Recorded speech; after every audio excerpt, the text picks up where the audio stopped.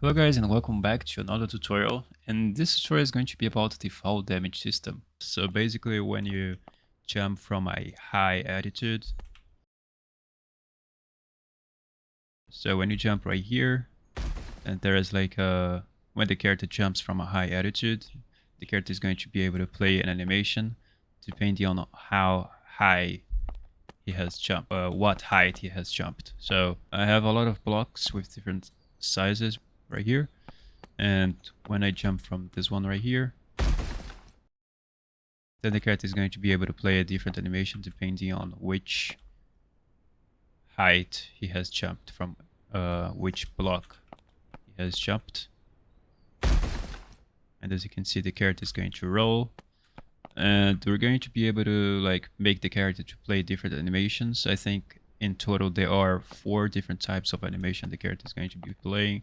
And you can also choose which sound effect you want it to be played and what volume you want it to be played. So if I jump at the highest top of the building right here, then the character is going to play this animation here. So this is the last one.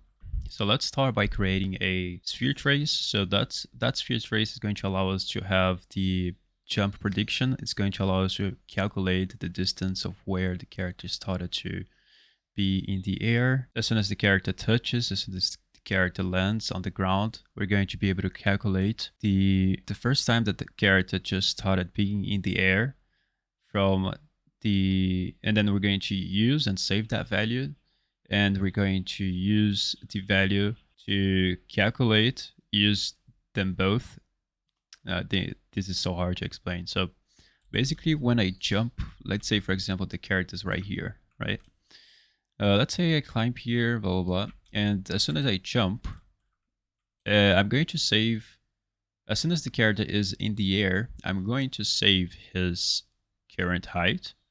And as soon as the character ends, I'm going to use the height that I've saved as soon as the character has jumped, and calculate, subtract the height.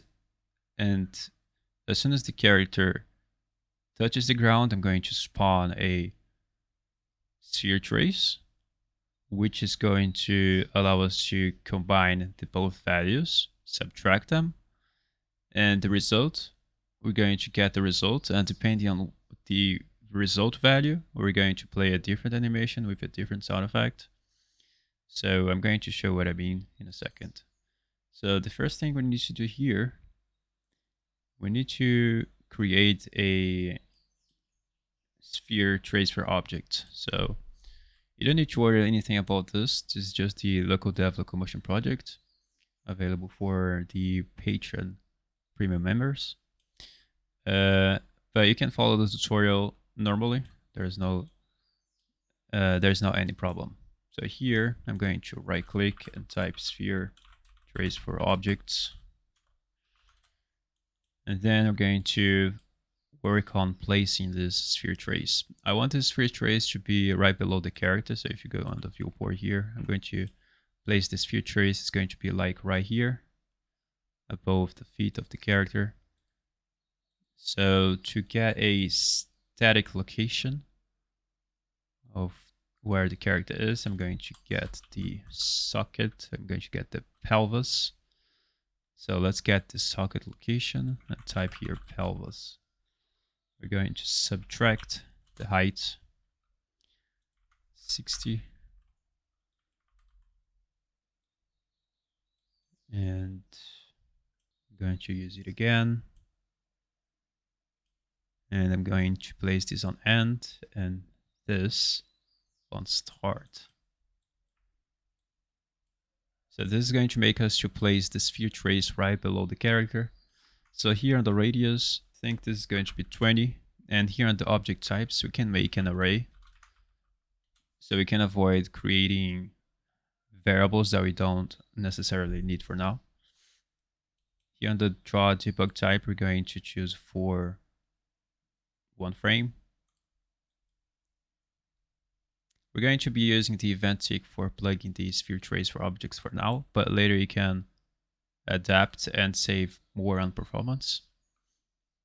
So we can compile, save, and go to the third person map and press play. So here, as you can see, I have the sphere trace. So you can check if the size and the placement of the sphere trace is correct for you.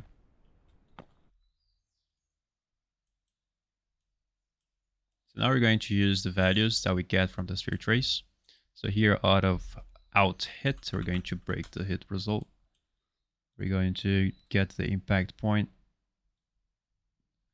and promote it to a variable.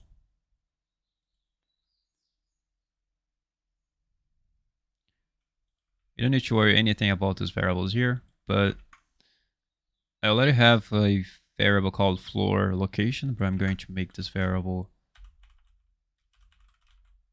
floor location 2. You can follow the tutorial normally. You don't need to worry about these variables here. Now, this impact point is where the location of where the sphere trace is hitting.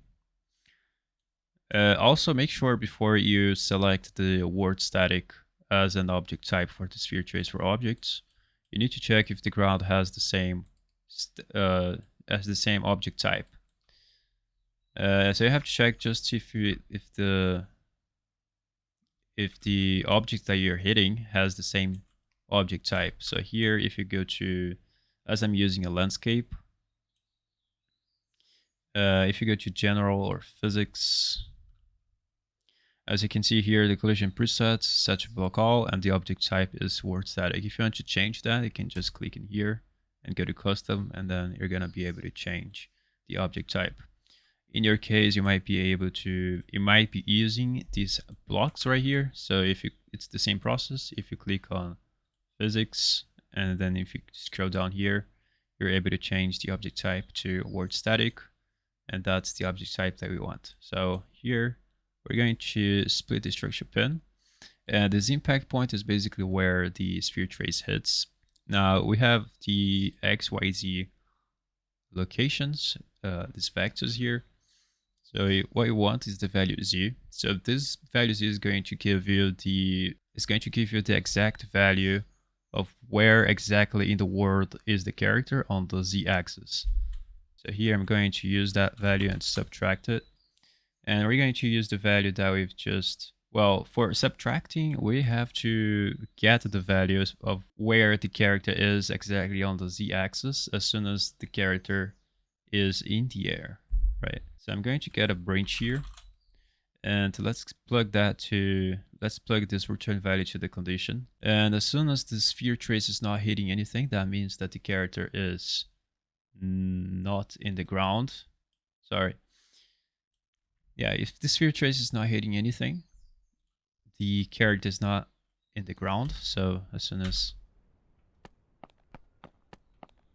the character is in the air, as you can see, the sphere trace becomes red. And as soon as it touches, there is a second sphere trace that is green. That means that the sphere trace detected the ground. So false is going to mean that the character is in the air, right?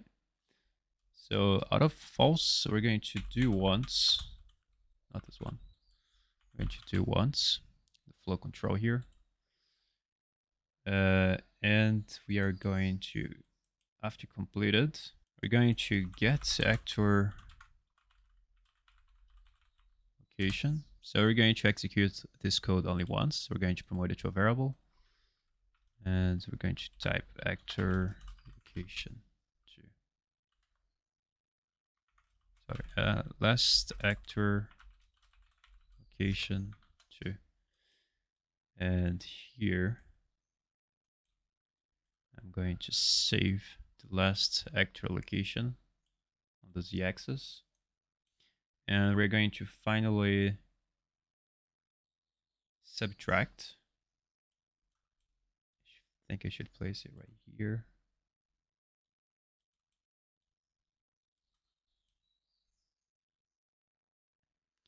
Sure, goes here. And the result value, we're going to promote it to a variable called this land height calculation. Then we're going to connect this to here. And then this is going to reset.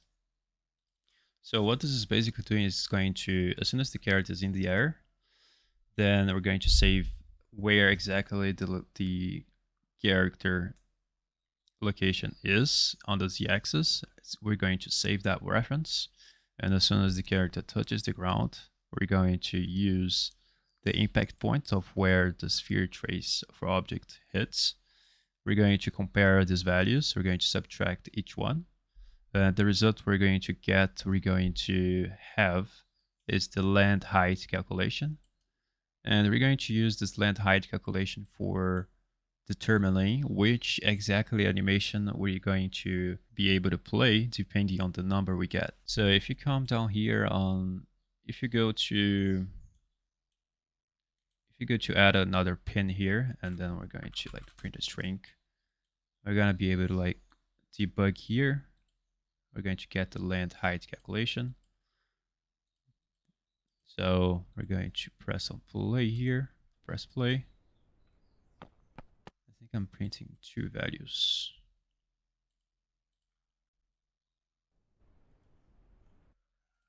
Yeah. So let's choose a key, like a random key here, doesn't matter. And then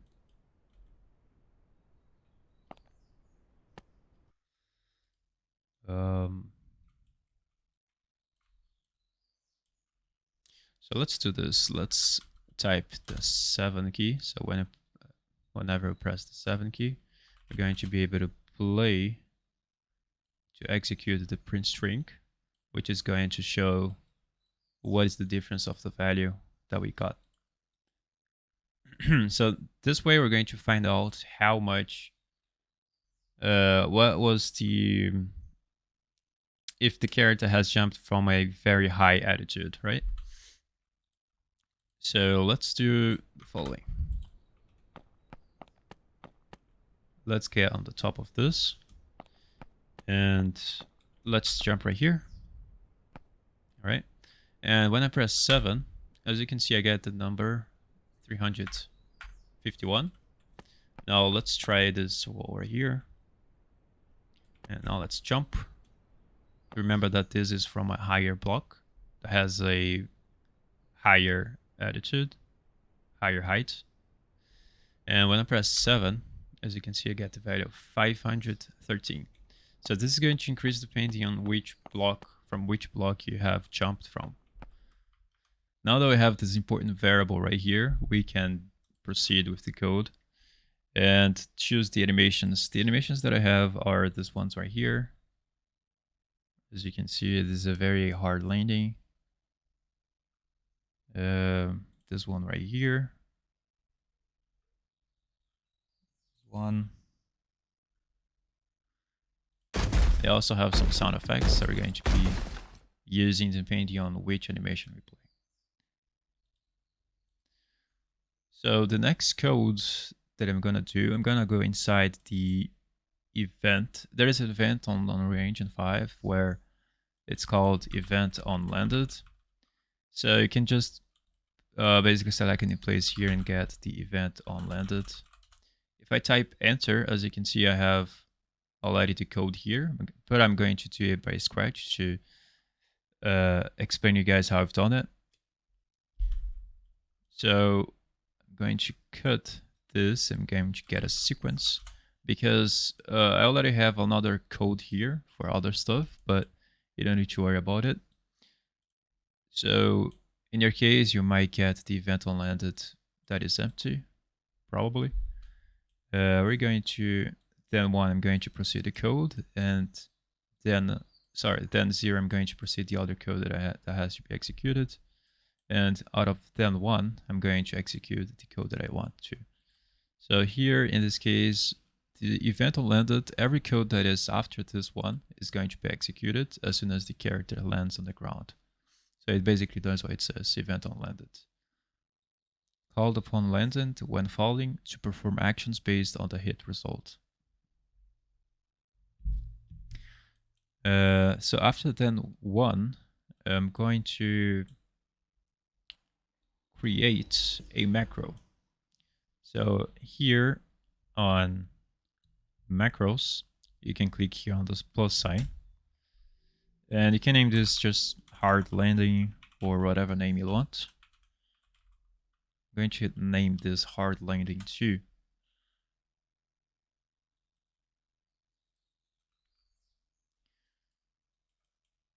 So the first variable that we need, which is very important, is the land height calculation.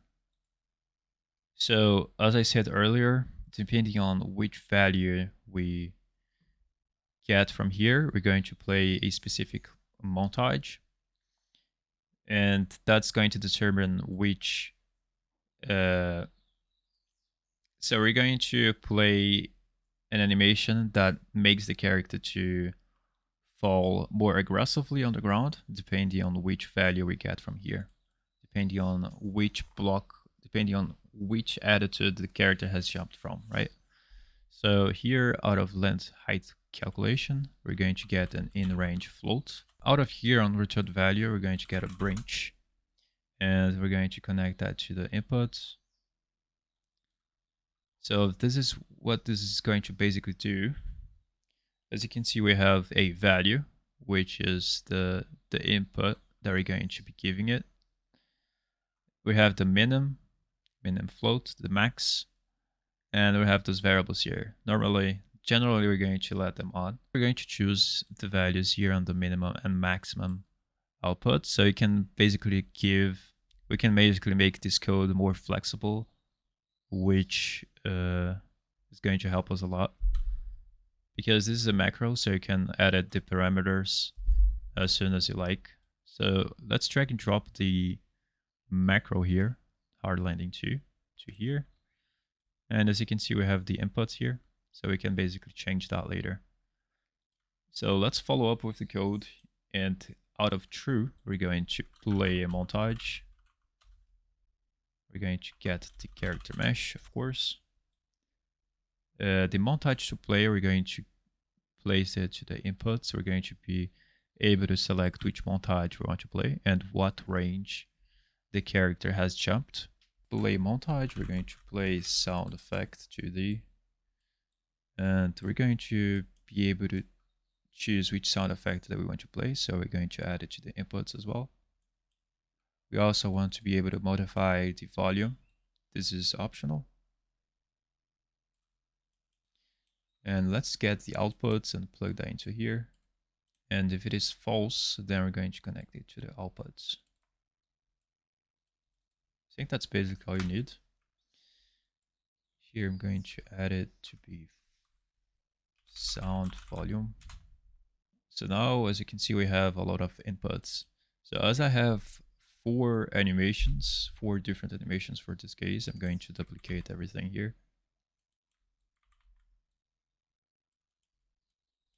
I'm going to duplicate it 4 times. Okay.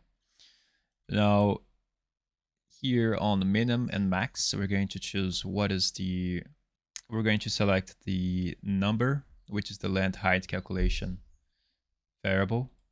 And if that variable ranges between, like, let's say for example 300, then we're going to type here 300, and this is 450. Then we're going to play this animation, which is the pistol length hard generic montage, right? So if that value ranges between 300 and 450, then we're going to play this montage. Now we're going to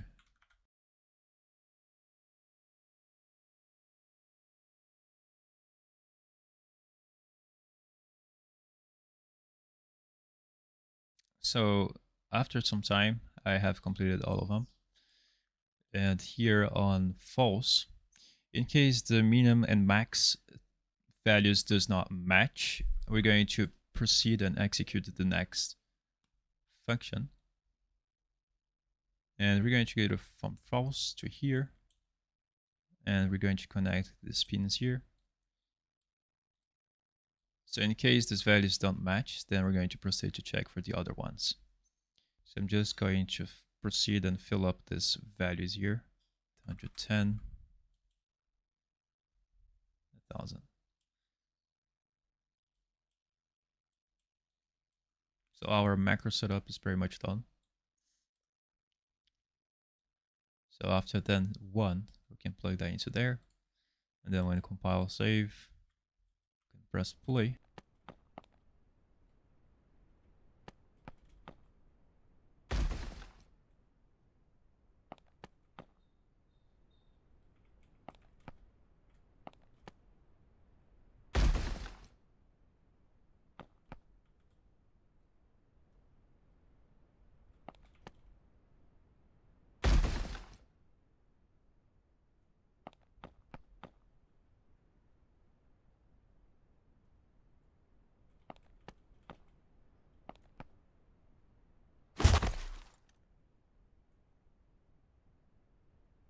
So yeah, that's it. So remember that you're gonna have to be able to have the animation montages. So be sure to have the animation montages here. So you can just right click and create animation montage out of the animation sequence. And be sure to select the root motion on. You have to have this option enabled. So the animation is going to move. Sorry, the character is going to move with the animation. So make sure to select these options here, this preset for all of the animations that you want the character to be playing. Okay. So I think that's it. I hope you enjoyed. If you have any questions, you can comment down below, and I see you in the next one. Bye bye.